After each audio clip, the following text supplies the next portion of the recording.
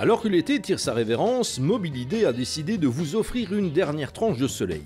Qui dit véhicule de loisirs à la fin des années 60 pense forcément Citroën Méhari. Avec son look incontournable, sa mécanique 2 cylindres, son châssis de Diane et sa carrosserie en plastique, la Méhari, novatrice à bien des niveaux, est rapidement devenue très populaire. Et avec plus de 140 000 exemplaires produits, notamment à Forêt, cette auto sympathique, synonyme de vacances, a prolongé sa carrière 20 années durant. Dans les rangs de Renault, au début des années 70, on s'est dit que sur le coup, Citroën profitait d'une belle avance là où le soleil brille régulièrement. Les chevrons avaient clairement eu une bonne idée. Il fallait donc réagir en imaginant un engin similaire, véhicule de loisirs découvrable, tout chemin, basique, voire rustique, et donc accessible.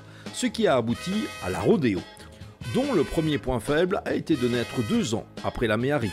De quoi faire dire à certains que Renault a simplement copié Citroën, ce qui est totalement vrai. A l'instar de la Méhari, la première Rodeo repose sur une base archi connue, celle de la Renault 4 fourgonnette.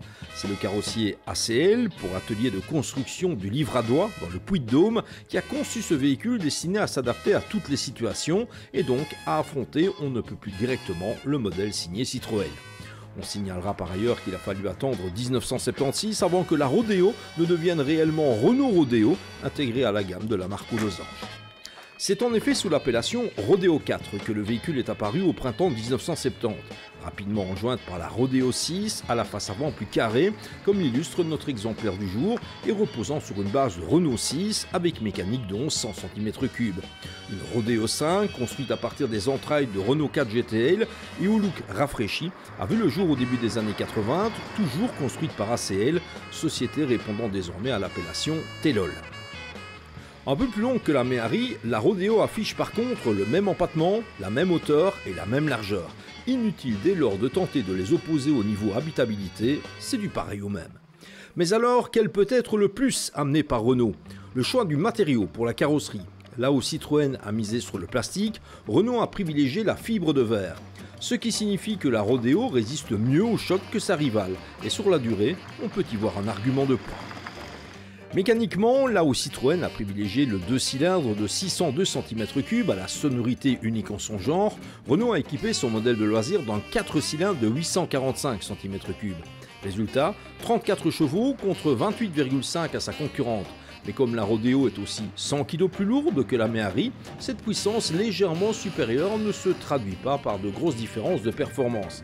En même temps, là n'est pas vraiment l'essentiel pour des autos avant tout destinées à se faire plaisir sous le soleil. Au fil des générations, des mécaniques de 1100 puis 1300 cm3 feront leur apparition avec une puissance culminant à 45 chevaux. À l'usage, les propriétaires de Renault Rodeo ont certainement pu se rendre compte que leur jolie petite auto est moins confortable que la Méhari de Citroën. Conséquence de barres de torsion à l'avant comme à l'arrière, là où les chevrons ont davantage veillé à ne pas trop secouer les occupants. Question de tradition, sans doute. De même, la tenue de route de la Rodeo, qu'il faut qualifier de bonne, l'est en fait moins que celle de la Méhari. A l'instar de la Méhari, la Rodeo a été produite durant de longues années, puisqu'il a fallu attendre 1987 avant de la voir disparaître du catalogue de la marque aux losanges. Un total de 60 000 exemplaires a été construit, soit plus de 2 fois moins que la Méhari, ce qui a néanmoins pour avantage de rendre la Rodeo plus rare que sa concurrente. Sur le marché de l'occasion, la Rodeo s'échange à des tarifs qui varient entre 5 000 et 15 000 euros selon le modèle, son âge et son état, évidemment. Comme Citroën, Renault a décidé de ne pas prolonger le concept de la Rodeo qu'aucun modèle similaire n'est venu remplacer. Cette Renault Rodeo a donc été créée pour concurrencer la Méhari de Citroën. André Citroën qui disait d'ailleurs, pour qu'une voiture rencontre du succès, il faut du savoir-faire, mais également du faire savoir. Et se faire savoir, c'est peut-être bien ce qui a manqué à Renault pour assurer le succès de la Rodeo.